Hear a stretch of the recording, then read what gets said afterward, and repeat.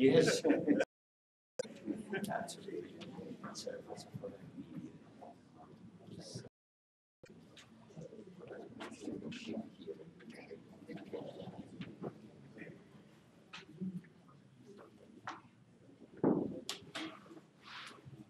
Buenas tardes. Bienvenidos todos al Consejo Argentino para Relaciones Internacionales. Agradezco muchísimo la presencia de todos ustedes. Recién en el Salón Verde de la Casa hemos hecho firmar el libro de honor en que se lo declara a nuestro visitante, el doctor Omar Kabbaj, como miembro correspondiente de la Casa, y adelante de todos podamos compartir, le voy a otorgar el diploma correspondiente. Por favor.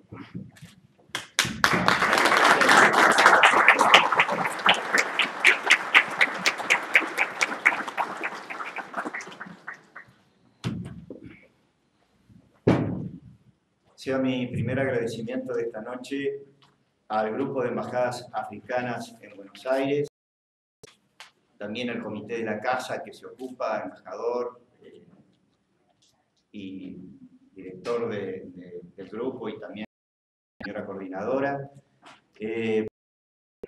porque realmente la tarea que realizan acá en colaboración con el Centro de Estudios Africanos, que en este momento está impulsando tan decididamente nuestro secretario académico, el doctor José María Yados, ha dado como resultado visitas de la envergadura de la que hoy tenemos el gusto de tener entre nosotros.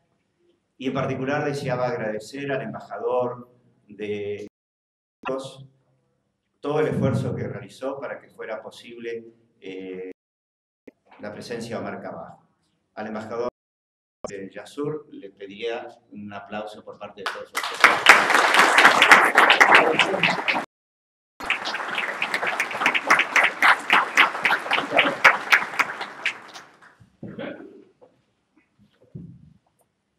El doctor Omar Kabbaj preside el directorio, es director ejecutivo del Fondo Fiduciario de Nigeria, Nigeria Trust Fund, expresidente del Banco Africano de Desarrollo, presidió el directorio y fue director ejecutivo del Fondo para el Desarrollo Africano, fue delegado del primer ministro de Marruecos como encargado de asuntos, previamente fue miembro del Comité Ejecutivo del Fondo Monetario Internacional y del Banco, representando a varios países.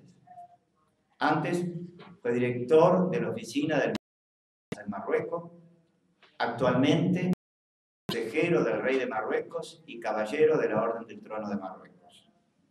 Es graduado de la Escuela Superior de Comercio y Administración de Empresas de la Universidad de Toulouse. No sé, señor embajador, si usted quiere decir algo. No, necesito. Entonces, en uso de la palabra, nuestro invitado de honor, el doctor Omar Kabbaj. The floor is yours. Thank you, Mr. Chairman.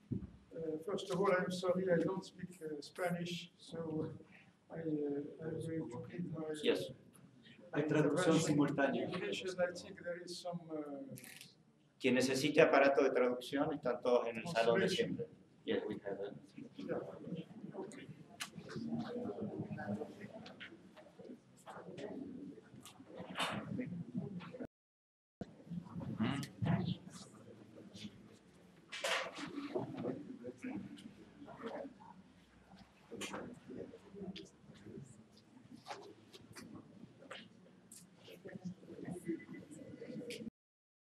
Yes, yes. Bueno.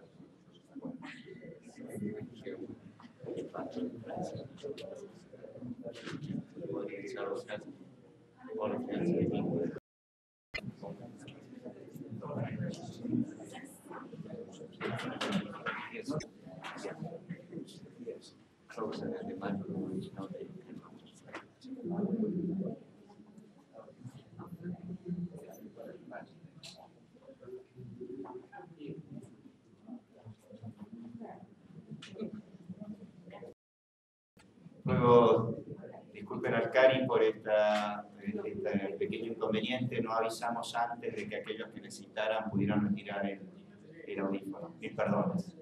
Le damos 5 minutos a todos los presentes.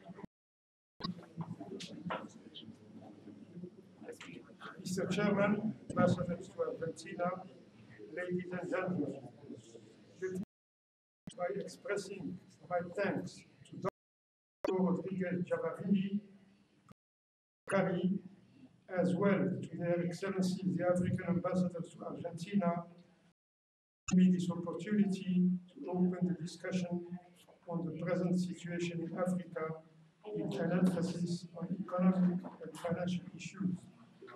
In doing so, I will try to describe what Africa, in my view, is today and how it came to where it stands before addressing its perspectives and closing by a few words on the relationship between Africa and Latin America and between my own country, Morocco, and the rest of the African continent, as well as with Latin America. Africa is indeed a big, fascinating continent. It is also a mosaic of peoples, ethnicities, languages, and religions. It has a young population of more than 1 billion people and is uniquely endowed with huge natural resources, including oil and minerals. Its 2013 GDP is around 2,300 billion, representing 3% of the world. Northern Africa, Nigeria, and South Africa close to 70% of the continent GDP. So 7 countries make 70% of Africa's GDP. Africa is 70%.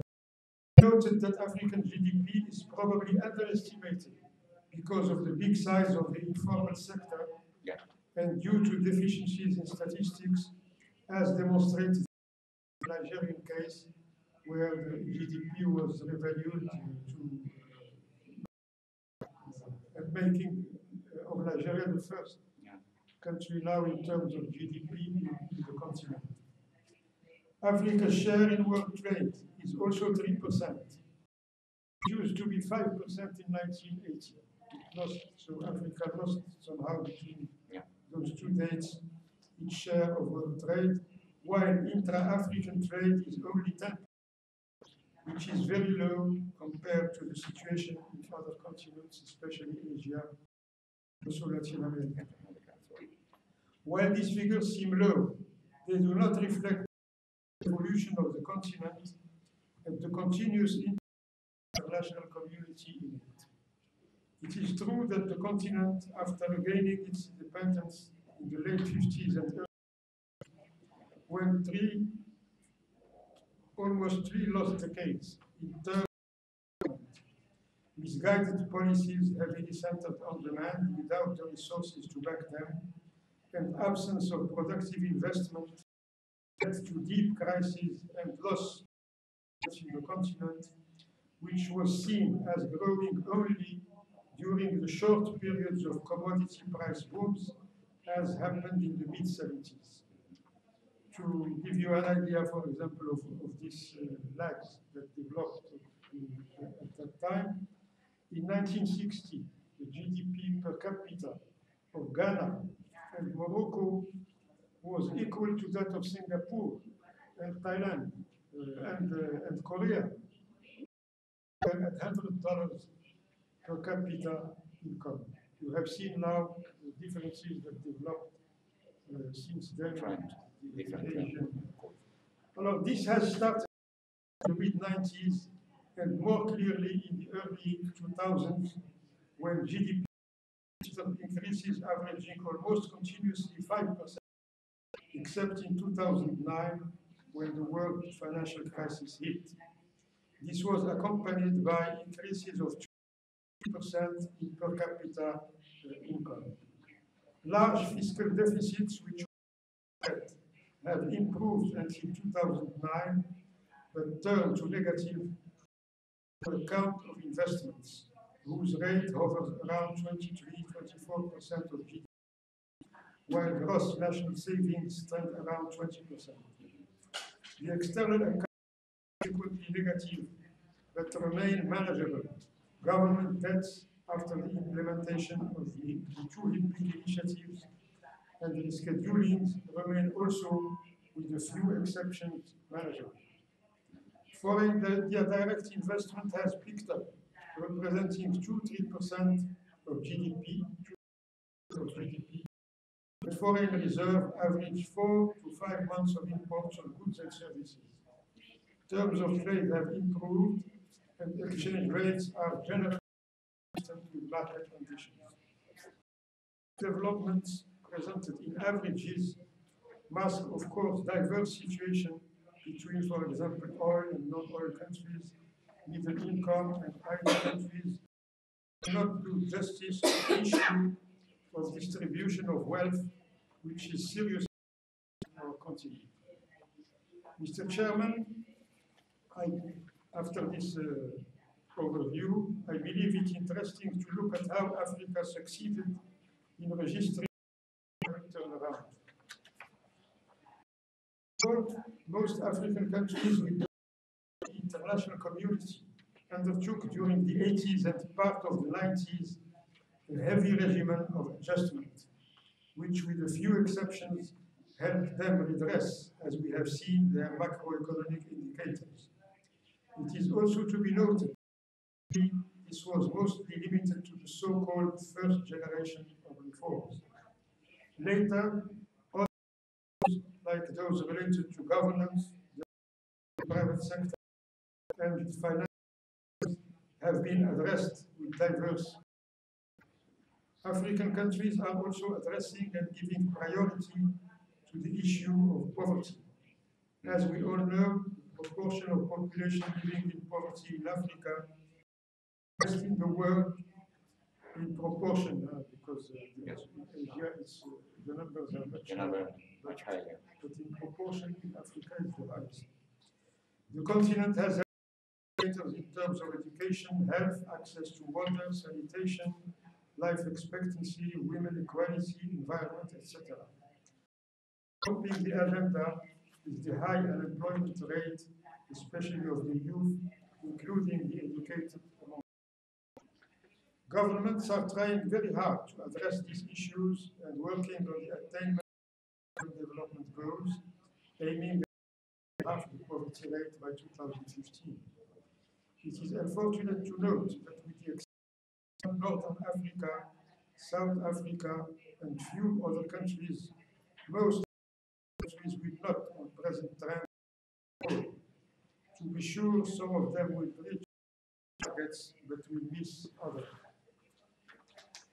Mr. Chairman, another contribution to the improvement in Africa's situation is the notable abatement in the number of conflicts. At some point in the past, these conflicts numbered 16. They have come down now to a fewer number, but still, it's still an issue. Other factors have to do with the emergence of a strong civil society, which is vocal and active on issues that were dealt with before solely by governments, as well as on economic and social activity. Moreover, the technological revolution, particularly with the introduction of the mobile phone and the internet, has clearly allowed a leapfrogging in terms of development. Lastly, migrant transfers and tourism receipts also played a positive role in a big number of countries. Mr. Chairman, the turnaround in Africa's economic condition was also due to the greater involvement of the international community, although its interventions fall short. The G8 commitments are stagnating at around 120 and are even on decreasing trend in terms of ODA. More importantly, with the exception of few countries, we are very far from the 0.7% of GDP agreed at the UN. More progress was achieved on debt reduction thanks to 3 debt initiatives which reduced sizably the official debts of many sub-Saharan African countries. The interesting point in this operation is that the related released resources were to be used in the fight against poverty, particularly in the education and health sector. It is on trade that the least progress was made. However, after agreeing in Doha on the link to be made between trade and development, the negotiations stalled. This being said, some African countries benefit from preferences granted by the EU, as well as from the US AGOA initiative, which is supposed to be renewed next year. Last but not least, the cooperation with the BRICS countries, and more largely emerging countries, particularly China, has played a major role in the promotion of trade and investment in the continent. Mr. Chairman, starting from this relatively comfortable situation, what are the prospects of Africa? According to most experts, in terms of per capita, third, distributional problems affect the continent, and more is to be done to make growth more inclusive.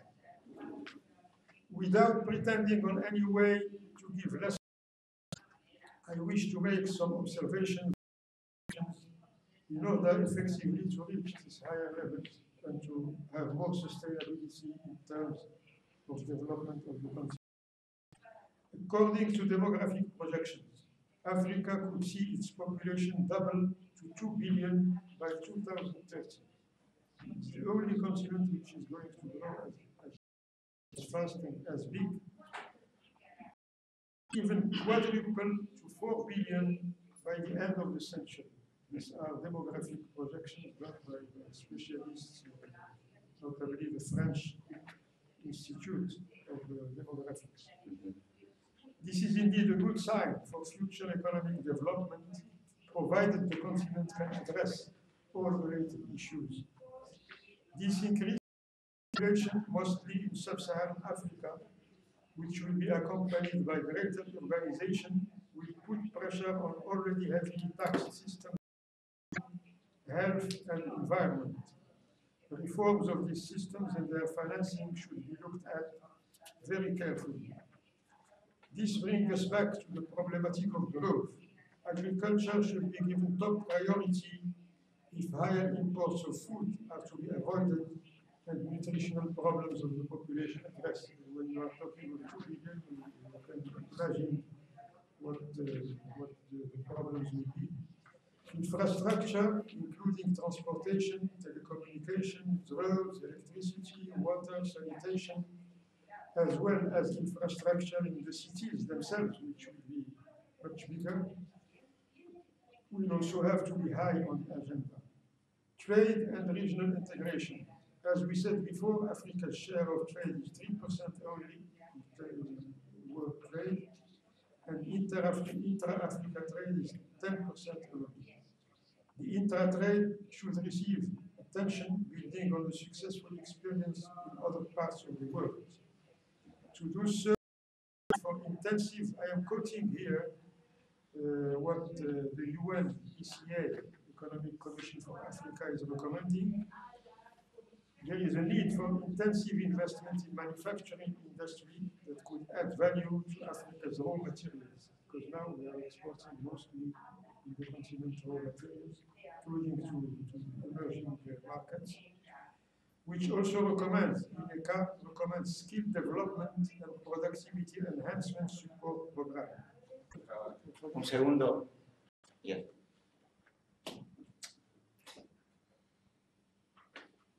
Ahí está.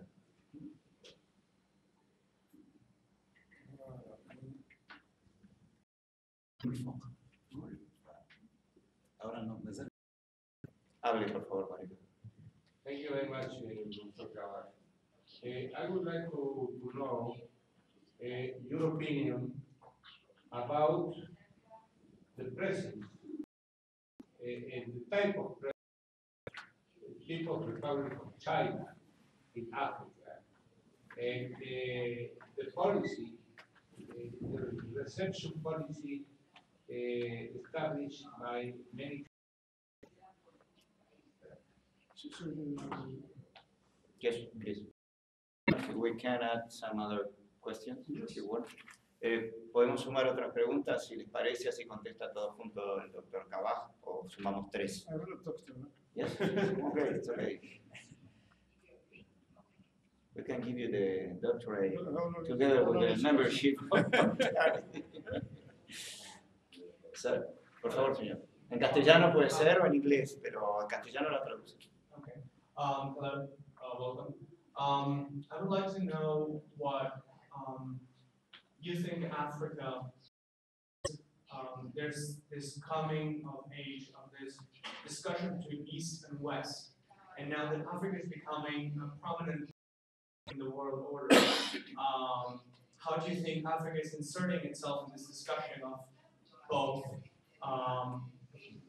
sort of opposites in a way, and what's the economic insertion of Africa, and where it will be part of the West, the East, or a new sort of actor altogether?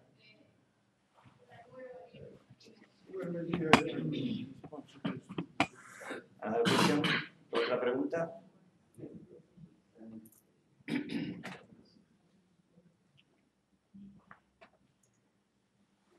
Doctor Machinea, podemos aprovechar su experiencia. Hola, ¿cómo estás? No te veo bien. ¿Alguna pregunta más? Por favor, este joven. Hello, nice to meet you.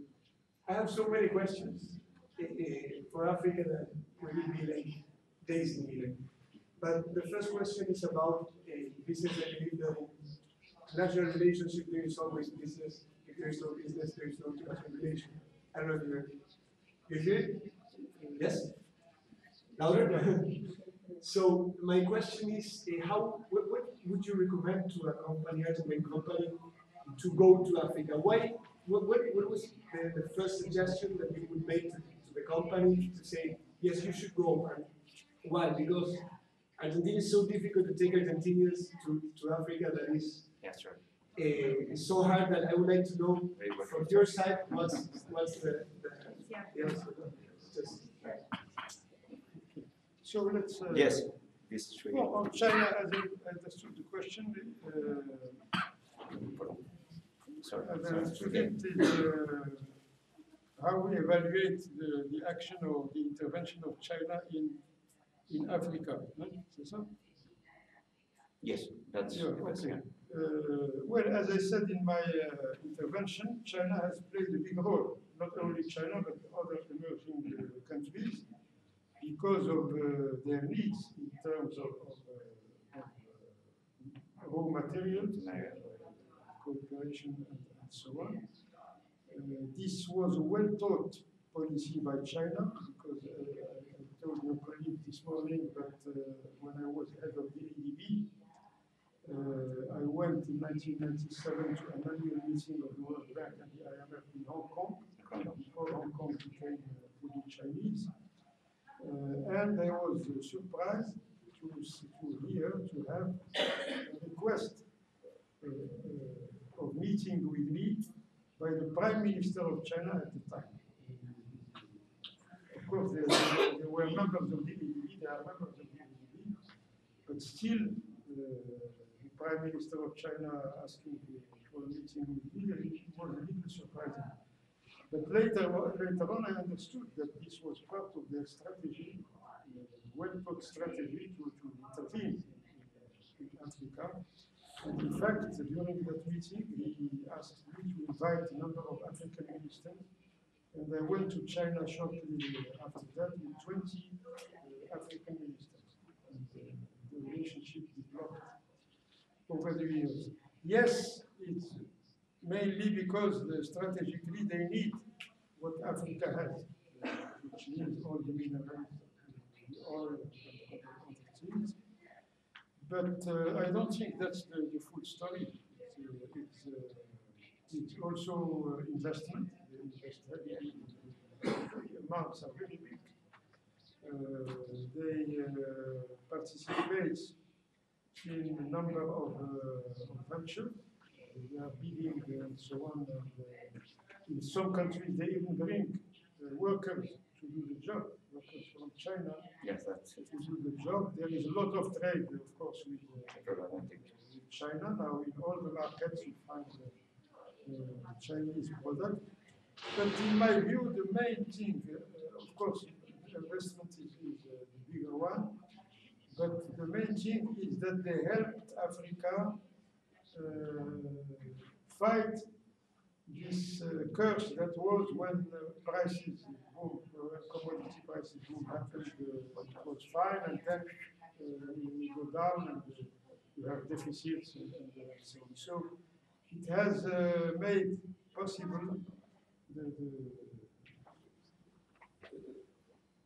growth, the continuous growth, partly by China. Now, the rest of the international community is accusing them of two things.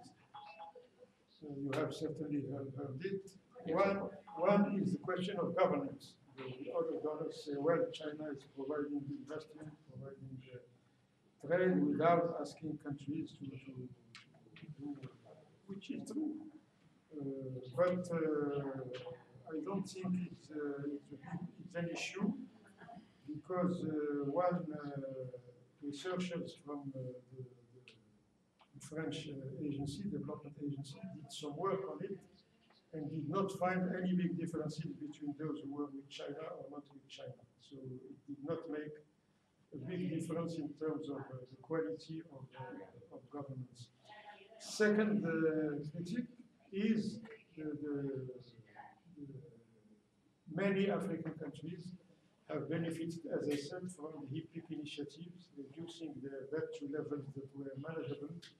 And the fact that China was providing loans without observing the rules of the others who have to submit to the IMF to tell them if these loans are acceptable or not, China does not go through that process. So that's also a problem. But there too, these researchers said that that's not the case.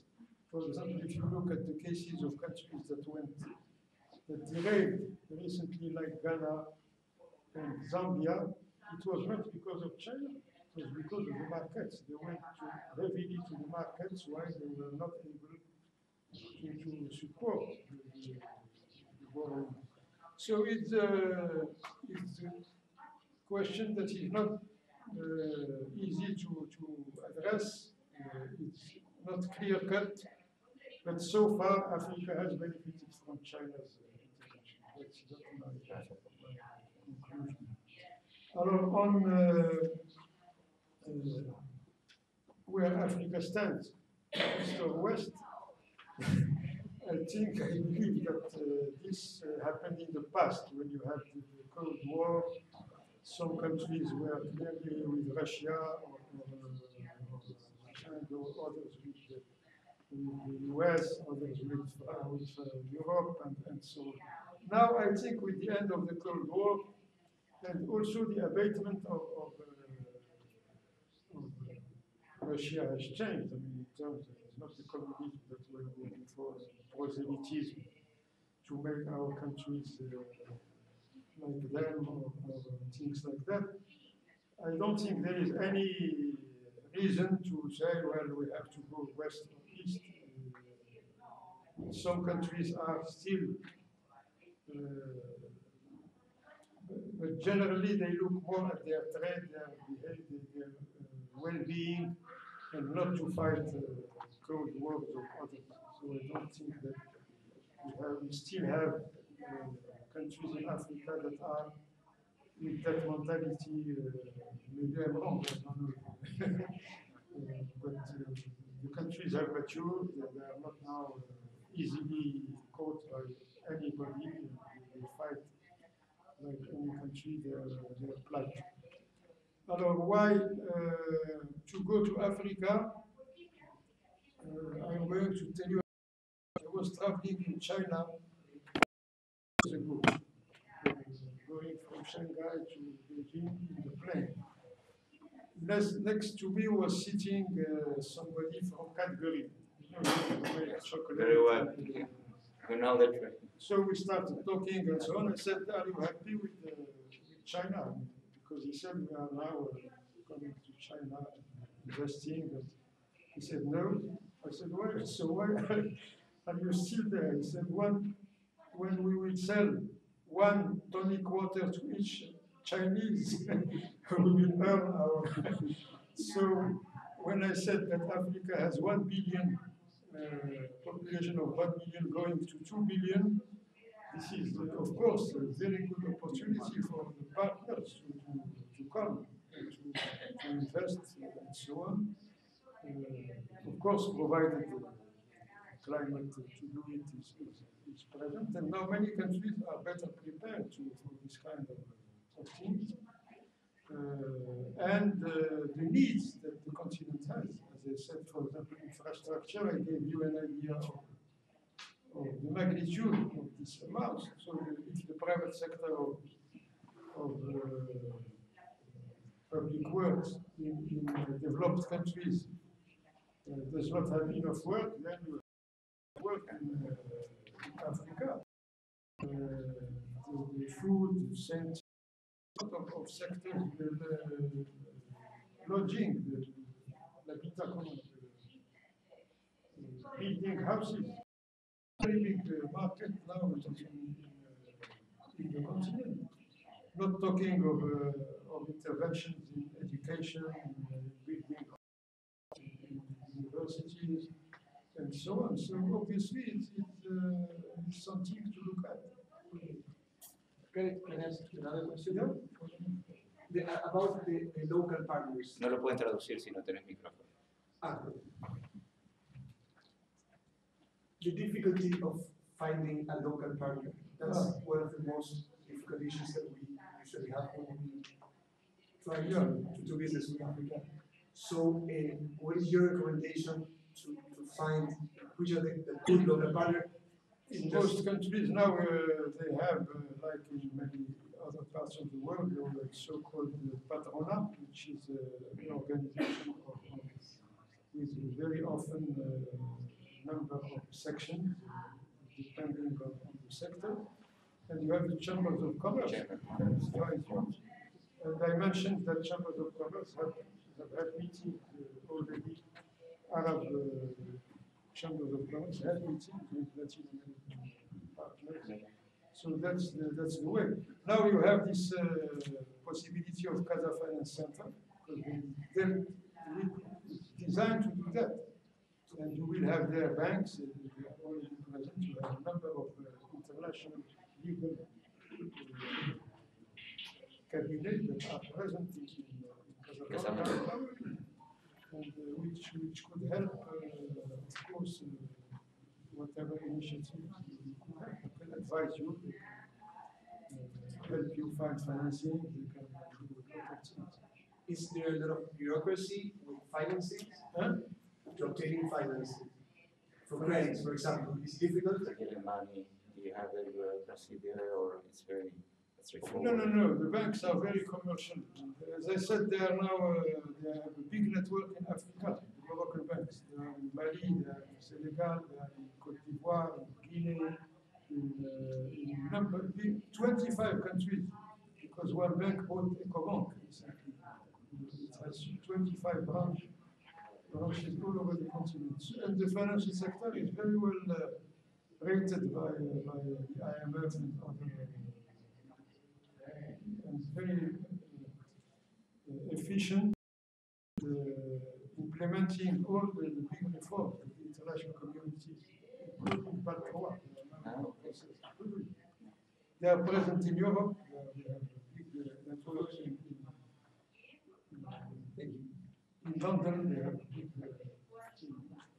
¿Alguna otra pregunta que ha quedado en el auditorio? Por favor. A la señora. Ahí, mi hija.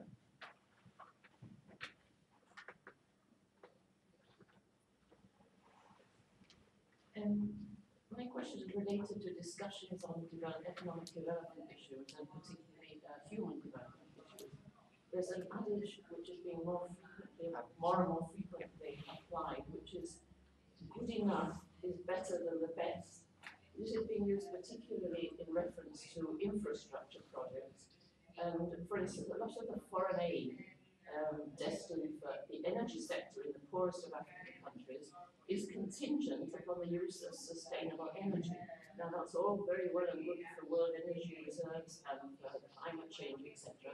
But perhaps it's not so good for micro-level human development, Because with sustainable energy projects, you may provide thousands of families with energy, but with traditional means, you can provide millions of families with energy. I wonder what your view on that. Well, I agree fully with you, and my own country is now a good example of that. As you may know, I don't know if you are aware of the program that is underway of making at 2020 horizon, 40% of the energy needs covered by non-conventional things. So wind, solar, we have one of the largest programs of solar energy in the world presently going through. Hydraulic, of course, hydraulic also because we have a lot of dams. And we try very hard to push those because we are importing all our energy needs. But sometimes you are obliged to invest in other things because you cannot wait. For example, last week we had signed for a big project with coal, unfortunately, because there was no other way of getting, because we don't have gas, and we cannot get gas from our brothers of Algeria for some reason. So we are obliged in the meantime to have a very big one, which was built, but knowing that it's not a good thing. But otherwise you will have electricity cuts and so on, pending the completion. But the wind program is very, very advanced. The solar is now, the first tranche is being done for 200 megawatts in Ouarzazate. There is a very big interest by the international community for it. The largest companies in the field are bidding, or that bidding is underway. And it has to, it will go to 500 megawatt, and we have 3 other sites that are being developed to get to 2,000 megawatts by 2025, something like that. But for the rest of the continent, you have some programs of solar energy, particularly, but not as developed as the one in Morocco. So Morocco is giving the example now on that. Thank you. ¿Completo? Bien. Sorry. Allá atrás, una pregunta. Bien. Thanks, I will just be very shortly taking question. Another voice, please. Yes, my question would be regarding what it has to do with an adage that says African solutions to African problems. In this regard, I would like to know if, when we talk about economic development, if we should take into account in Africa as a whole the private and public partnerships, the local communities which has developments like familiar agriculture, and all those topics which clusters which has to do with the local leverage of the communities, more than bringing from abroad big investments in the natural resources and endowments that Africa has. Do you have some comment on that?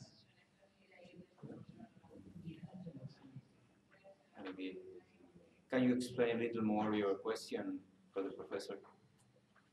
Yes, the question is regarding Africa has a lot to do on its own. It has a lot of potential to leverage their communities, their countries, their people.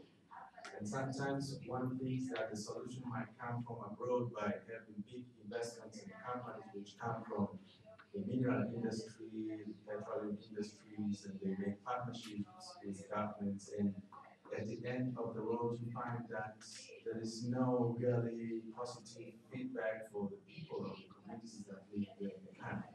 So would it, from the state, be quite more reasonable way of developing economic development by leveraging communities and societies within the continent without expecting much from abroad? African solutions to African problems. Well, that's of course a good thing to have, but as you know, sometimes it's not easy to do. for example, this program I was talking about to Madame on solar energy by itself costs $9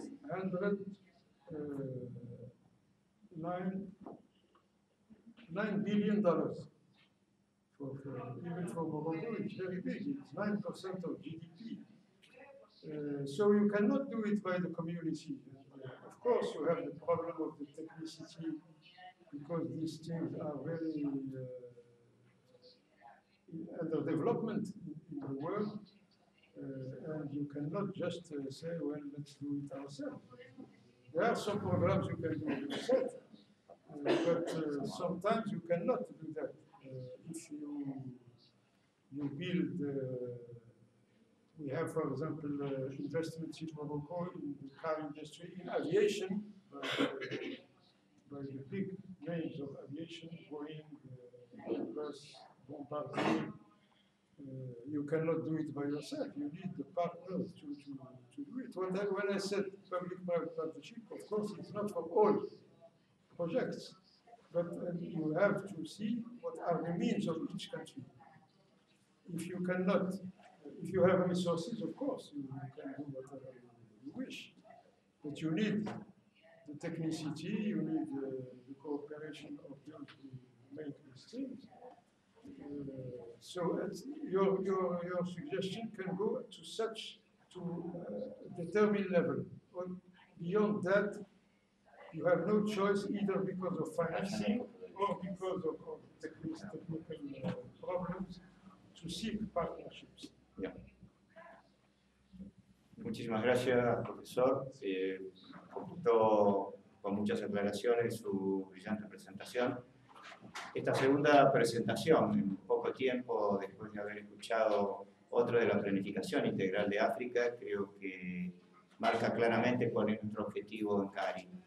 Un mayor conocimiento del continente africano, nuestro compromiso para que, directo en el marco académico y concreto, para que África sea un vecino nuestro mucho más próximo, que se vean sus oportunidades, que se vean las coincidencias.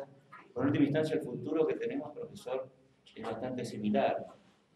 Continentes jóvenes en términos poblacionales, necesidad de desarrollo, dilucidar lo que esté joven en última instancia, lo mismo que los otros preguntaron. ¿En qué medida nos podemos valer de nosotros mismos si no necesitamos ayuda porque ya hemos madurado? ¿Y en qué nivel podemos aprovechar del mundo exterior en orden a nuestra propia mejora para que los pueblos vivan, como usted dijo, mejor educados, mejor curados, mejor integrados? Pero sepamos que el desafío es para todos, es para todo el mundo. Nosotros lo tenemos aquí en el sur-sur muy claramente, pero hoy por lo que vemos, todo el mundo está necesitando de revalorizar sus creencias y de consolidar aquello que da sentido a la convivencia en paz del universo. Momentos muy especiales de su visita, profesor. Pero a Omar Kabbaj le queremos dar nuestro agradecimiento al grupo de los embajadores de África, en particular hoy la gestión del embajador de Marruecos en Argentina y el de todos ustedes. De nuevo, esta casa es una casa africana y queremos intensificar esa presencia de ustedes acá. Yo les pido claramente que nos ayuden con mayores visitas, con mayor presencia, con mayor cantidad de preguntas, y les agradezco enormemente el interés que han demostrado todos los aquí presentes. Muchas gracias.